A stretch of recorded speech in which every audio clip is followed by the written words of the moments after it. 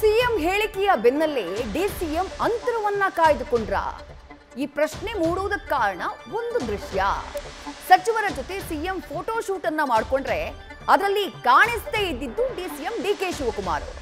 ನಂದಿ ಬೆಟ್ಟದಲ್ಲಿ ಮೊದಲ ಬಾರಿಗೆ ಕ್ಯಾಬಿನೆಟ್ ಮೀಟಿಂಗ್ ನಡೀತಾ ಇದೆ. ಭೋಗನಂದೀಶ್ವರ ದೇಗುಲದ ಮುಂದೆ ಫೋಟೋ ಶೂಟ್ ಅನ್ನ ಮಾಡಲಾಯಿತು.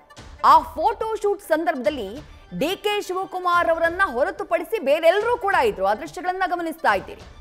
ಸಿದ್ದರಾಮಯ್ಯ ಅವರ ಕ್ಯಾಬಿನೆಟ್ನ ಎಲ್ಲ ಸಚಿವರಿದ್ದಾರೆ, ಆದ್ರೆ ಡಿಕೆ ಶಿವಕುಮಾರ್ ಅವರು ಮಾತ್ರ ಕಾಣಿಸ್ತಾ ಇಲ್ಲ. ಯಾಕೆ ಕಾಣಿಸ್ತಾ ಇಲ್ಲ?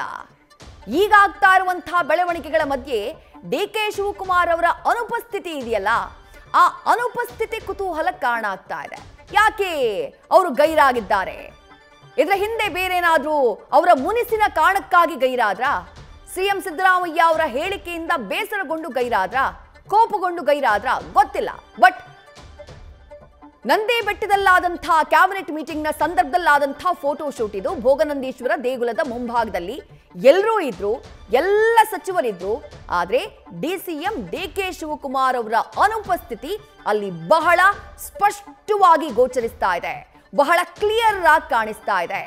ಯಾಕಿಲ್ಲ ಅನ್ನುವಂತಹ ಪ್ರಶ್ನೆ ಇದೆಯಲ್ಲ, ಅದು ಮಾಧ್ಯಮಗಳ ಮುಂದೆ ಒಂದು ರೀತಿಯಾದಂತಹ ಹೇಳಿಕೆ, ಏನೂ ಆಗಿಲ್ಲ ಅನ್ನುವಂಥ ಅರ್ಥದ ಹೇಳಿಕೆಗಳು, ಆದರೆ ಒಳಗೊಳಗೆ ಏನೋ ಆಗಿದೆ, ಏನೋ ಅಸಮಾಧಾನ ಇದೆ, ಏನೋ ಬೇಸರ ಇದೆ ಅನ್ನುವಂಥ ಸುಳಿವನ್ನ ನೀಡ್ತಾ ಇದೆಯಾ ಅನ್ನುವಂಥ ಪ್ರಶ್ನೆಯನ್ನ ಮೂಡಿಸ್ತಿದೆ.